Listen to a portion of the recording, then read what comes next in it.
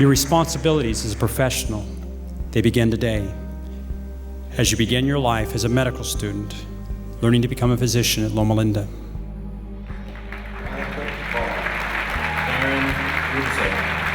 Laura Hansen.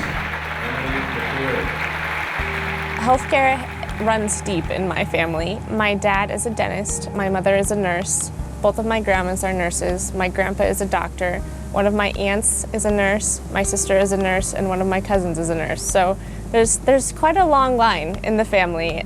I mean, it's shown me the impact that healthcare has on people's lives and how much of a difference you can make by being a healthcare professional. And so I think that's what really pushed me in that direction from a young age. The physician's oath at Loma University School of Medicine. Before God, these things I do promise. Before God, these things I do promise. First year is all about getting the basic knowledge of how the body is supposed to work. And it's laying the foundation for learning about all of the pathology, which is all like the diseased states that the body can be in, the second year. Okay, what I want to do first of all is orient you, just generally orient you to the posterior abdominal wall. And we're going to be looking at two things, the posterior abdominal wall classically, and then also the kidney and the urinary structure we talked about. So just to orient you, I think you all know that this is the kidney that we see right here. You can see a little bit, you can actually feel it because the atherosclerotic plaques, there's a little crunching, but there's your aorta that you have in that area there for orientation. How's it coming over there?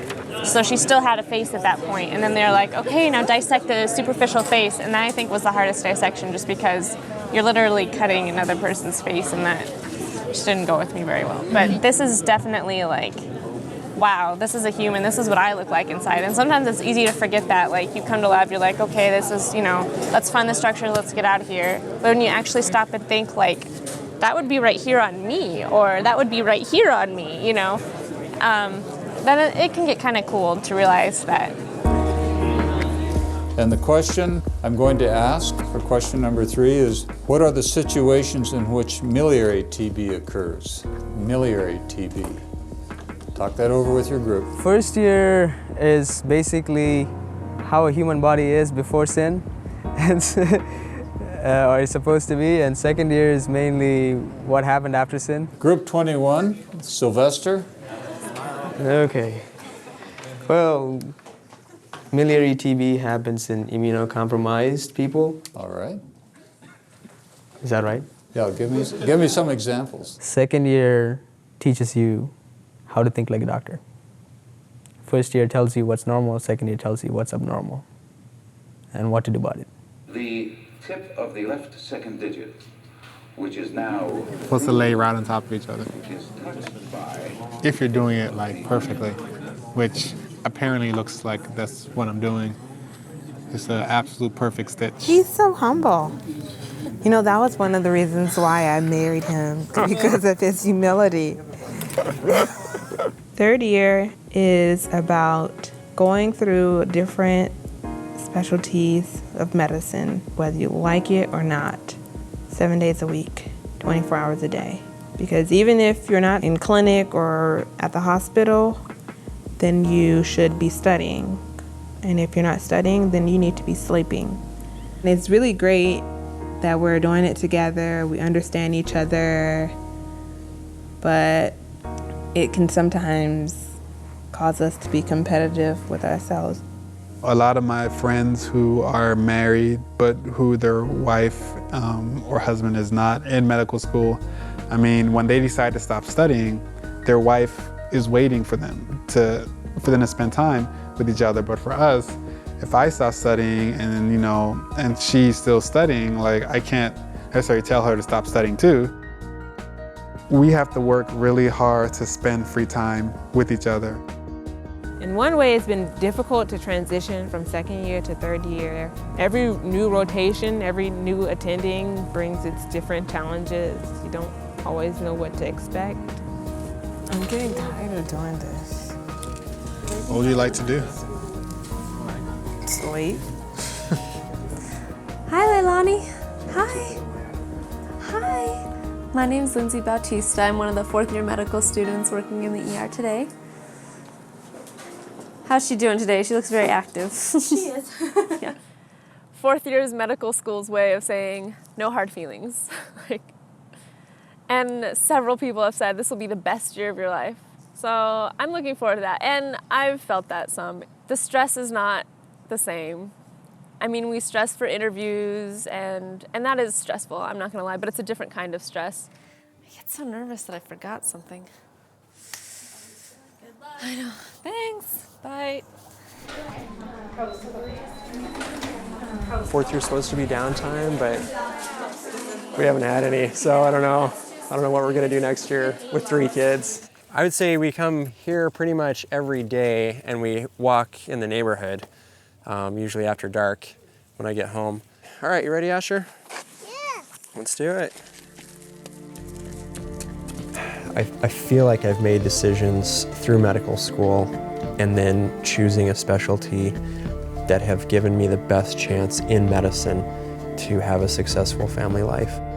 It's a field, I think, where there's a lot of burnout, a lot of stress, a lot of wondering, whoops, where did my life go?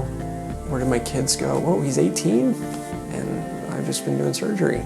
And so I'm trying to hopefully make decisions that'll not sacrifice the family and not sacrifice myself as a person. You know, I want to be an effective person who can engage with patients.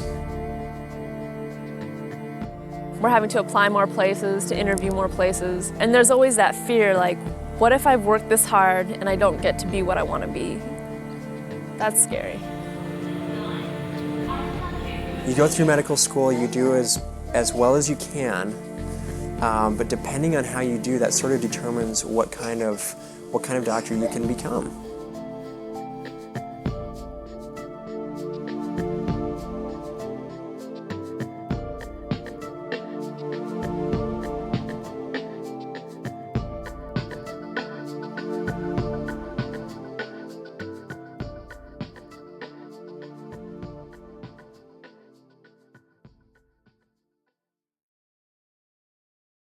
For most classes, a passing is a 65%.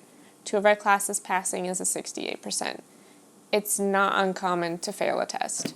Pretty much every 3rd or 4th year that I've talked to say that you fail tests. It's just the way that medical school works. So all of these are different parts of the brainstem that we have to know. We have 21 questions in 30 minutes. So what he'll do is he'll have a little arrow and he'll point to like here and he'll say, okay, if you had a lesion at this location, what would be the symptoms? And so you have to know what it is and what it does. It's amazing. You learn new stuff about the body every day that you're like, you know, wow, that's awesome how that works. And sometimes you're like, I can't even believe that I'm alive right now. Basically, the way that medical school works is you put a semester into 5 weeks, and then you take finals for that semester in 5 weeks. That's medical school right there for you. I gotta learn this material, and then in 2 years I'm gonna be able to actually use it. Any detail from any one of the 300 or 400 pages of notes that you have for each test week is fair game. It's like standing below a skyscraper and someone's looking at one of the higher windows and say, hey, I'm gonna toss you something. You're gonna catch it. And you're like, okay. So you kind of prepare yourself to catch something. And they throw something out and you see it and it gets bigger and bigger and all of a sudden you realize they threw out a cow and you're supposed to catch it. And you just...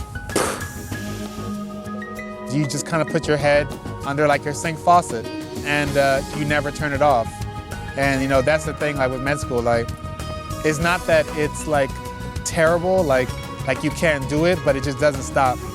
I go to class, I go to lab, I go home, I study, and I sleep. That's about my life. To the first years, I'm gonna be like, this is really tough, and they're gonna tell you it's harder next year, and there is more information, but you can definitely do it. Like, you find you have another gear that you didn't even think you had. You know, sometimes when I pray and I'm really overwhelmed, you know, I'll have a peace that comes over me as I'm praying that, you know, I'm here for a reason, and I can do this. And you know, I truly believe that God speaks through other humans to us, and I think that a lot of times he speaks through my mother. She is constantly reminding me, you know, that I can do it, you know, you wouldn't be here if it wasn't for a reason. And then it may extend out to involve the trigeminal nerve. Definitely not feeling the cell love today. But that's okay. It's still a week to the test, still have time to learn it, so. I would definitely compare medical school to a marathon. You cannot see the finish line, but you still have to keep going. You just have to have that vision in your mind. When I run long distance races, I just focus on the next mile instead of next 9, 10 miles. It's still a long ways, the third year, but that's something that I don't want to think about right now. We had a scary practice test on Friday, last Friday, and half the class failed, as far as I know, including me. Just walked in, I can manage this, and no, it didn't work out. Never worried about passing in undergrad, but in med school you do sometimes.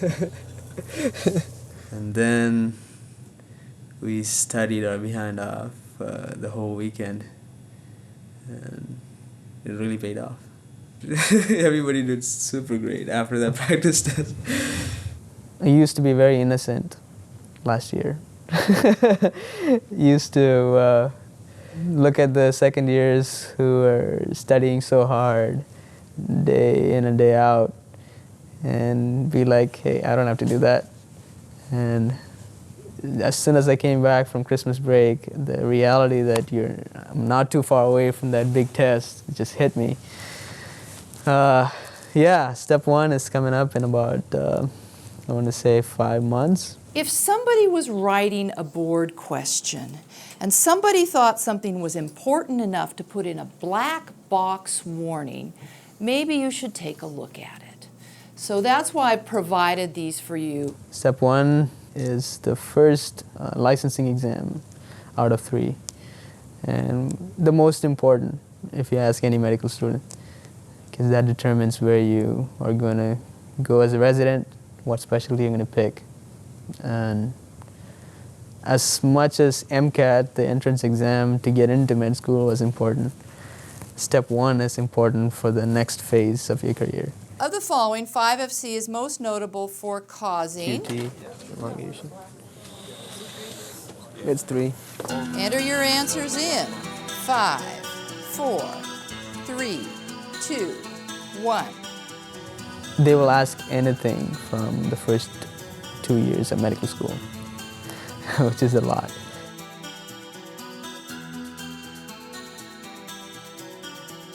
I studied this, I think 2 weeks ago, reviewing for step 1, and man, when I'm going through it again, I forgot half the drugs.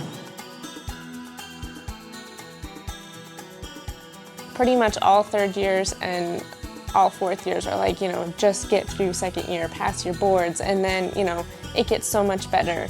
So that's really like what we all look forward to. It's just the most studying you could ever possibly imagine. And then when you feel like you can't take the studying anymore, then they give you more. Second year, the only thing that kind of kept me going was that fact I knew that third year should be better. And so I kind of used that as my goal. Today's Monday, I'm taking my test next Friday, so about less than 2 weeks. Kinda excited, this is the last 10 days of second year. In college, you typically didn't take more than 3 science classes at a time. Here you're taking 6 or 7, so you're taking over a semester's load, or so like 21 hours of pure science classes, and you're learning all the material at a much more accelerated pace than you would in college. I'm really nervous. I don't know why. Got food, water. Hope I'm not forgetting anything. I'm gonna be done in a few hours. That's what I kept telling myself yesterday. As hard and rough it's gonna be, I'm gonna be done at the end of the day. It's a huge difference in between how you study in college and how you study in medical school. In college, it's all about getting everything, and here it's all about getting the main facts. And so it takes a complete reversal of your study habits and of your approach to studying to be successful. And so you need it both to tell the cerebellum where you are in space and for the cerebellum to fix you where you are in space. Okay. So if you can't do either, you're just stuck. I expect today's test to be a little harder than the practice test, and it's going to be much longer. The longest test we take in med school is 3 hours. And to take a test for 7 hours, at some point while you're taking the test, the physical and the mental kind of blur, because you're mentally stressed and you can physically feel it. I'm not going to look at the notes anymore. It's time. It is time. The time has come.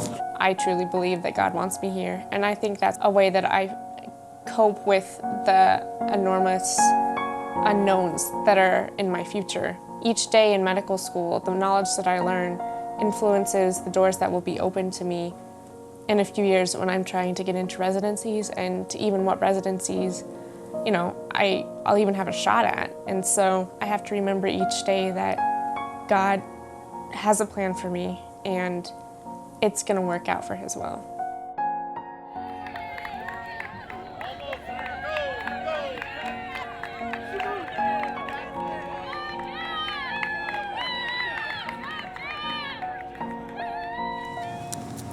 It's over. Third year now. That's right. Oh, I'm assuming I passed. And that was brutal. I don't feel like I'm done. The adrenaline is still rushing. I think it'll take Sabbath and a few more days to calm down and actually start realizing that I'm done with second year. Second year taught me that I am more resilient than I thought. That I can actually withstand tons of exams and tests. I can actually take that much stress. And I hope when I actually face some difficult times in real life, I hope I will do what I did in second year. That I will go to God, I will go to my friends, my family, and just be disciplined in what I'm doing. That's what second year taught me.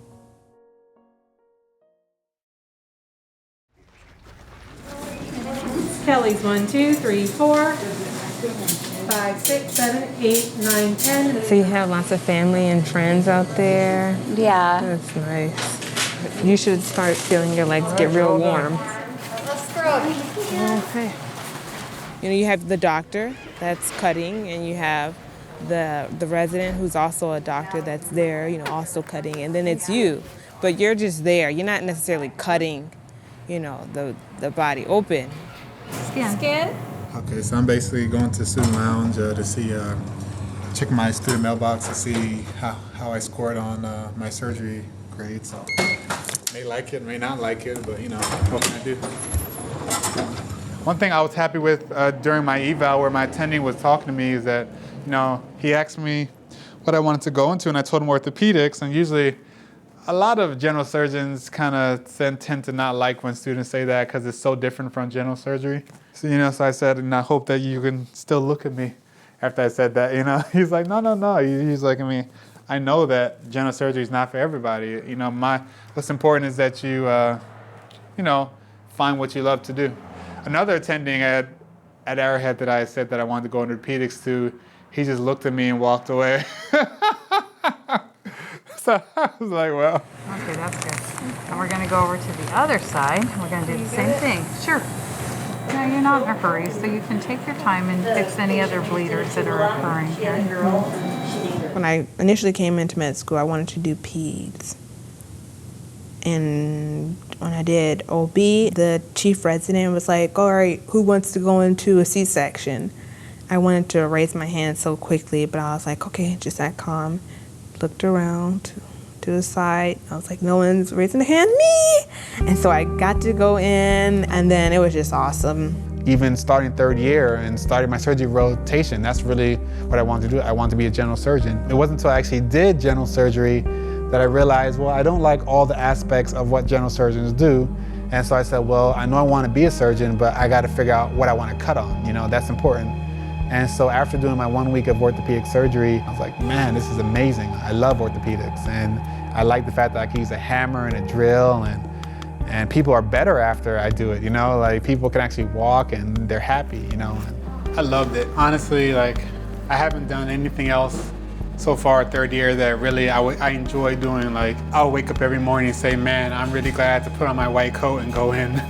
Like, all the other stuff is kind of like I'm just going through the motions, but this I really enjoy. A lot of people don't like the lifestyle that surgeons have to live, but they love the surgeries. And I think that's what gets, you know, people. Like, I don't think I'm necessarily someone who likes to be away from my wife and who, like, you know, likes to be, you know, gone all day, but like, if I gotta think of something that I'm waking up every morning to do, it's gotta be operating.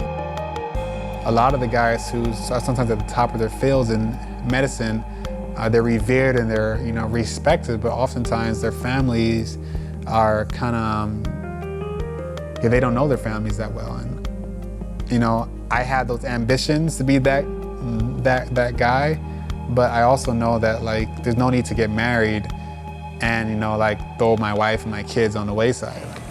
Oh, it is. What it is. We know what it is. Okay, we've got a boy. Boy. All right, Brittany, you're gonna hold the baby up for Mama. Okay. Okay, you're gonna hold the baby. Kind of hold the head down, though.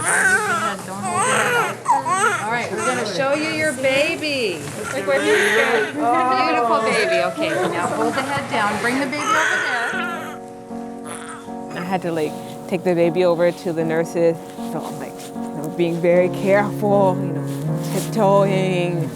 The mom went through so much pain to get this baby into the world, and I don't want to be the crazy third-year medical student that drops her baby. She didn't know if she was having a boy or a girl, so it's actually nice to, you know, see that when they pulled the baby's legs out, you could see it's a boy. Oh, so cute. And she was crying, and I was like trying to hold back my tears. It's very rewarding to deliver babies and make women happy.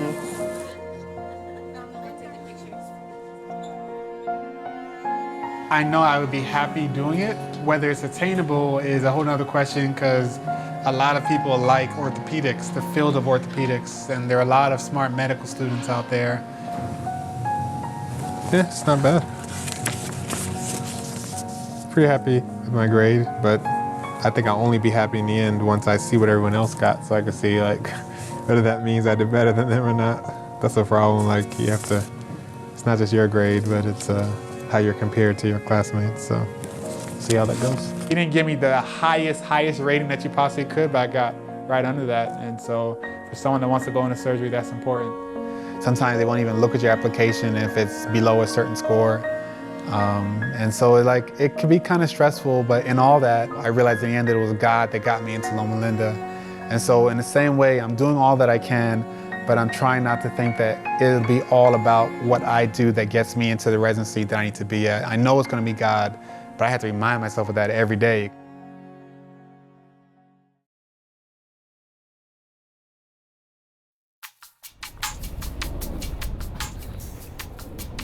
Fourth year is about getting a job. I think it's supposed to be a little bit more stress-free, but I'm not really finding that to be the case because of interviews and residency. And the closer we get to graduation, the more I feel like, wow, I'm gonna be a doctor. I'm gonna be responsible for, you know, important decisions come July. He's very cute when he warms up to you. He's a little bit tentative right now. I'm gonna make this kid like me. Yeah. Hello. Hi, Ethan. How are you? Can you shake hands? Can you shake hands? Hi. Can you give her knuckles? Good job. Do we do knuckles? Knuckles. All right. First and second year is not about what being a doctor is like, you know? Your interaction is with books and not humans, and that's hard. Especially when you dream of being a doctor so long and you get to medical school and it's not what you've dreamt about. And so having this third and fourth year experience is made up for that. And any drainage that you've noticed, thank you. No, not out of his ear. Thank you. He suspected that it's going to be. Oh, you got it. I'll take you home. This is why we entered medical school, like to see patients. Fourth year is about taking everything that you've learned and applying it, being a little more confident in it, and showing what you've learned to all these programs that you interview at. It's selling yourself. It's convincing them, and I think convincing yourself that you're ready to take the next step to be a doctor. How are you getting from the airport to the A1? Okay. And what time does that one depart at? It's not as much of an influx of all the knowledge that you've had first year, second year, third year. It's just letting that knowledge simmer. It's letting the gravy thicken. I'm driving to Minneapolis, on to my next destination, Boston, by early morning. It's 12:37 a.m. I have an interview at Indiana University Children's Hospital tomorrow morning. So one of the things that I'm really looking for, besides a solid residency training program, is that I'm trying to find a place that's very livable for my family. So I want Asher and Micah and the new little one on the way to grow up with as much exposure to nature as they possibly can. Means it's only 9:37 in California, which means I'm not tired and I can't go to sleep. I interviewed at Mayo Clinic at Dartmouth. First, Kansas City, Missouri, Salt Lake City, Utah, Oakland, California, At Duke, then OHSU in Oregon, Portland. Albuquerque, New Mexico, Loma Linda, California, Seattle, Washington, Then Loma Linda. Then I interviewed at a family medicine program in Grand Junction, Colorado. Indianapolis, Indiana, Aurora, Colorado, Then the University of Colorado in Denver, and then I ended at Harvard in Boston. and then LA Children's in Phoenix. I think it'd be really hurt if I didn't get into Loma Linda. I've shown that I can grow a lot and I work well with the residents that are here, and I think it has a lot to do with your gut feeling, like where you end up. And I have a really good gut feeling about Loma Linda. I've got some love letters from a couple program directors, which is kind of nice. You know, it's nice to be wanted from University of Colorado, Mayo, and Duke. The program directors sent me these nice long emails that said, hey, look, if you want to come here, we would love to have you, and we've got a spot for you. Today is match day. I feel confident about next year, one, because I've matched and I know that I'm going someplace. And I think I have a really good shot at Loma Linda. And if I go someplace else, then I'll know it's really because that's where God wanted me to go. So to me, it's just more of a celebration day, but I know a lot of people are really nervous. So I don't know, we'll see. So we find out where we go today. Hopefully there's no big surprises. We're expecting to go to Mayo. That's kind of what we've been planning for, but we'll see.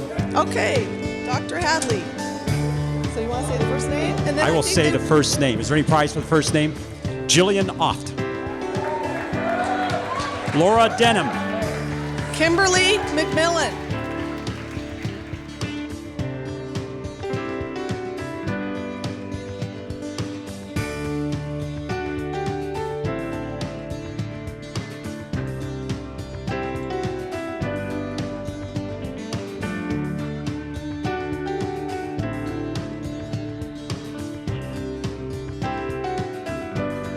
The next name is Mark Warren.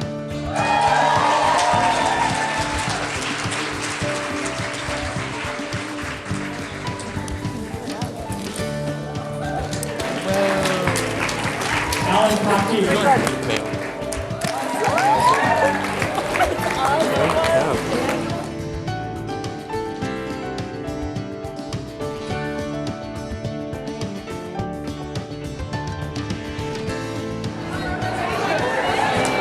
Any second now. Lindsay Bautista. Thank you. Got our letters.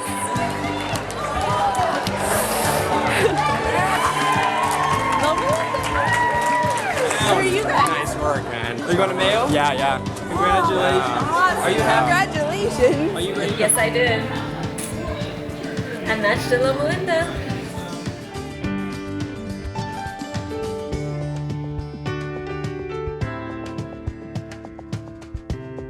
feel like medicine in general is a giant socialization process.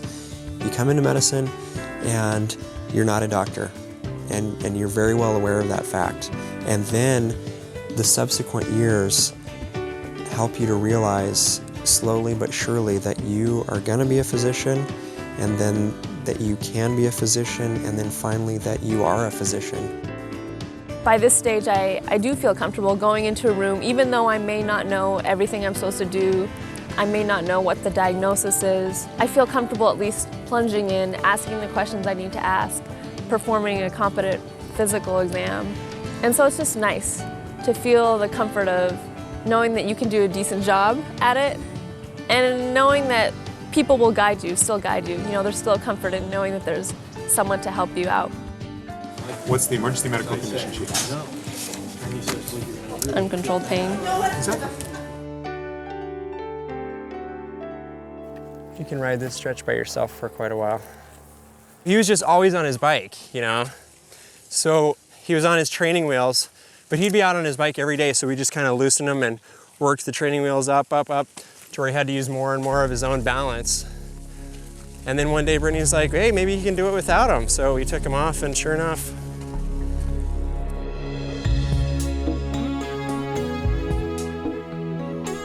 And I think that's like medicine. You know, you have these training wheels, you have this structure, the support system, all these attendings, and people around you building you into a physician.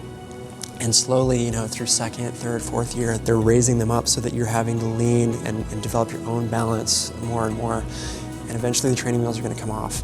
And it's the hope that we won't crash and burn. You ready to go again? Okay. For many people in college, it was the brains that got them through, but in medical school, it's the determination that gets you through. It is very much a trying in the fire. I just hope I come out gold and don't get burned in the process.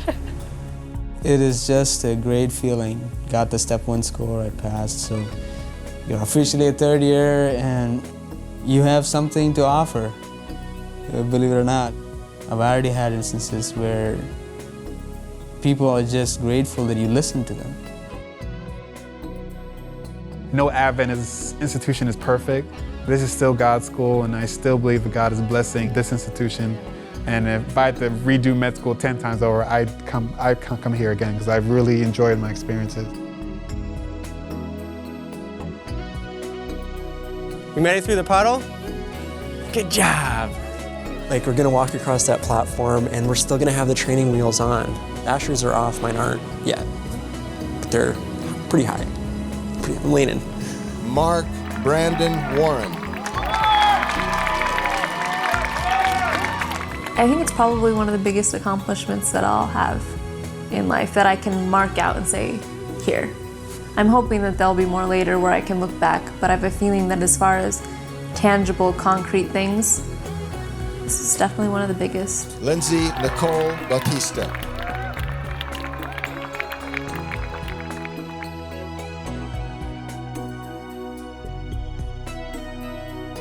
Lindsay. Yeah. Lindsay, okay, you ready to start? Here's your packet.